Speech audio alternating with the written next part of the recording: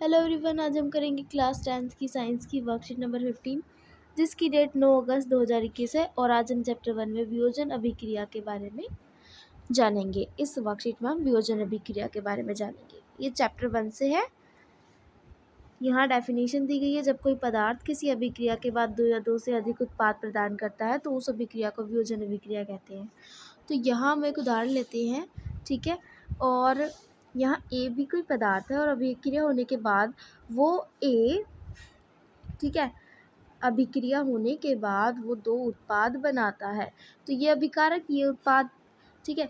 तो ये वियोजन अभिक्रिया का उदाहरण है। दो या दो से अधिक उत्पाद बनाएगा, ठीक है।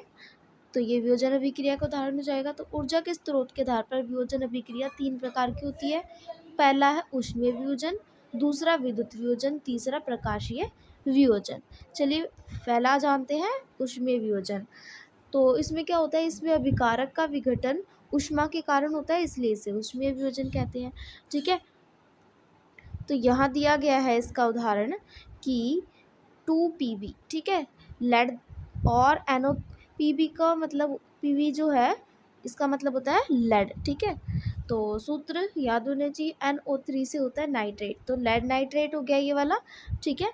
ये लेड नाइट्रेट, और जब इसने ऊष्मीय ऊर्जा, ठीक है, ऊष्मीय ऊर्जा के साथ अभिक्रिया की तो ये बन गया लेड ऑक्साइड, फिर नाइट्रेट और डाइऑक्साइड, नाइट्रोजन डाइऑक्साइड।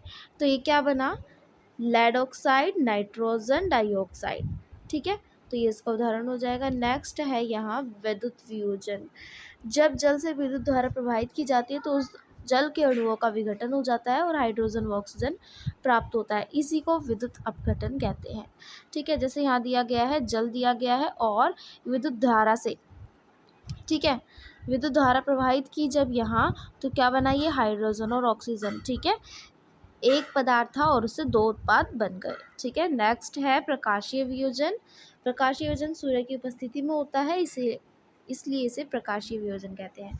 तो यहाँ सिल्वर क्लोराइड दिख रहा है और ये सूर्य के प्रकाश से जब ये विक्रिया करता है तो ये क्या होता है, सिल्वर अलग हो जाता है और क्लोरीन अलग हो जाता है, ठीक है। तो सूर्य के प्रकाश में श्वेत रंग का सिल्वर क्लोराइड धूरस रंग का हो जाता है। प्रकाश की उपस्थिति में सिल्वर क्लोराइड का सिल्वर तथा क्लोरीन के वियोजन के कारण से ऐसा होता है। इस अभिक्रिया का उपयोग श्याम स्वेट फोटोग्राफी में किया जाता है, यानी कि जो ब्लैक एंड वाइट फोटोग्राफी होती थी वो।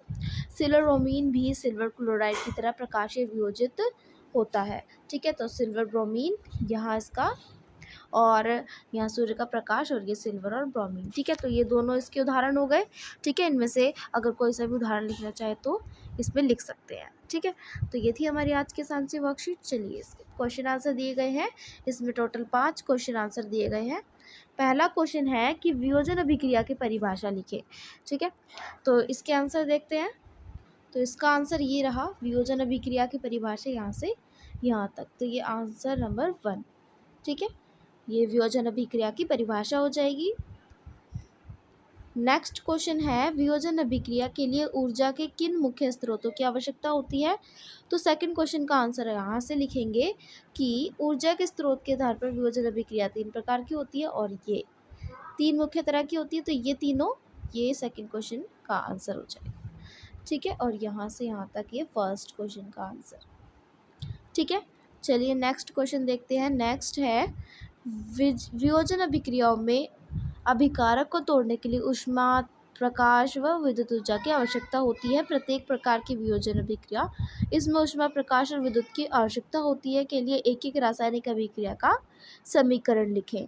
तो यहाँ हमें ऊष्मीय वियोजन, विद्युत वियोजन और प्रकाशीय वियोजन, इन तीनों का एक एक उदाहरण लिखना है, ठीक है। तो सबसे पहले आप ऊष्मीय वियोजन लिखेंगे और फिर इसका ये उदाहरण लिख देंगे, फिर विद्युत वियोजन लिखेंगे और इसका ये उदाहरण लिख देंगे, और उसके बाद प्रकाशीय वियोजन में हमें 2 उदाहरण दिए गए, इन दोनों में से कोई भी लिख सकते हैं, ठीक है। एक एक उदाहरण लिखना है। नेक्स्ट है कि एक फोटोग्राफर को ब्लैक एंड वाइट तस्वीरें को विकसित करने के लिए सिल्वर क्लोराइड नहीं मिला। तस्वीरों को विकसित करने के लिए फोटोग्राफर अन्य किस रासायनिक पदार्थ का इस्तेमाल कर सकता है, उसका नाम लिखिए। तो उसे क्या नहीं मिला, ब्लैक एंड वाइट तस्वीरों को विकसित करने के लिए उसको सिल्वर क्लोराइड नहीं मिला, तो उसकी जगह पर वो क्या यूज़ कर सकता है। तो हमने यहाँ पढ़ा था कि श्याम श्वेत फोटोग्राफी किया जाता है, ठीक है, किसके द्वारा, वो होता है सिल्वर क्लोराइड का सिल्वर तथा क्लोरीन से वियोजन के कारण ऐसा होता है, ठीक है, ये तो हमने पढ़ लिया था। लेकिन यहाँ क्या पूछा गया हमसे क्वेश्चन में कि उसे सिल्वर क्लोराइड नहीं मिला, तो सिल्वर क्लोराइड के बजाय वो सिल्वर ब्रोमाइड यूज़ कर सकता है। तो यहाँ हम क्या लिख देंगे, इसका आंसर सिल्वर ब्रोमाइड, ठीक है। तो यहाँ इसका आंसर हो जाएगा ये सिल्वर ब्रोमाइड, क्वेश्चन नंबर 4 का, ठीक है, सिल्वर ब्रोमाइड, बस इतना सा इसका आंसर है, ब्रोमाइड, ठीक है। 5th क्वेश्चन है, अपने परिवार का पुराना एल्बम खोलें। आपको इसमें कुछ श्याम श्वेत तस्वीरें मिल सकती हैं। उन पलों को अपने परिवार के साथ संयोजें और उन्हें बताएं कि ये फ़ोटो किस प्रकार बनाए जाते हैं, ठीक है। तो इसमें क्या करेंगे, इसमें हमें ये जो प्रकाशीय वियोजन में हमने जो पढ़ा वो पूरा हमें लिखना होगा, ठीक है, कि ये किस तरीके से बनाई जाती है। तो यहाँ आपको ये पूरी डिटेल दी गई है, तो इसको आपको लिख लेना है, ठीक है। तो यहाँ मैंने क्वेश्चन नंबर 1 का आंसर लिख दिया है, ठीक है। वियोजन अभिक्रिया की परिभाषा लिखी, तो यहाँ से इसका आंसर लिखना है। और यहाँ क्वेश्चन नंबर 2 है, वियोजन अभिक्रिया के लिए ऊर्जा के किन मुख्य स्रोतों की आवश्यकता होती है। तो इस तरीके से लिखेंगे कि पहले ऊष्मीय वियोजन, फिर विद्युत वियोजन और फिर प्रकाशीय वियोजन। क्वेश्चन नंबर 3 का, वियोजन अभिक्रिया में अभिकारक को तोड़ने के लिए ऊष्मा, प्रकाश और विद्युत ऊर्जा की आवश्यकता होती है और प्रत्येक प्रकार के वियोजन अभिक्रिया के एक एक उदाहरण लिखने हैं। तो इस तरीके से क्वेश्चन नंबर 3 का आंसर होगा, ठीक है। तो यहाँ थोड़ी आपको देखना है, यहाँ काटा पीटी हुई है, तो ये क्या है, इसे मैं दोबारा यहाँ लिख देती हूँ। ये 2Ag यानी सिल्वर ब्रोमाइड, ठीक है, साथ में सॉलिड और 2Ag, फिर ये सॉलिड है प्लस में ब्रोमाइड और ये गैस है, ठीक है। तो इस तरीके से लिखना है। 4th क्वेश्चन का आंसर सिल्वर ब्रोमाइड होगा, ठीक है। 5th क्वेश्चन का आंसर देखते हैं। तो यहाँ से 5th क्वेश्चन का आंसर लिखना है, अपने परिवार का पुराना एल्बम, जो 5th क्वेश्चन था, ठीक है। तो यहाँ से इसका ये आंसर लिख लेना है, ठीक है।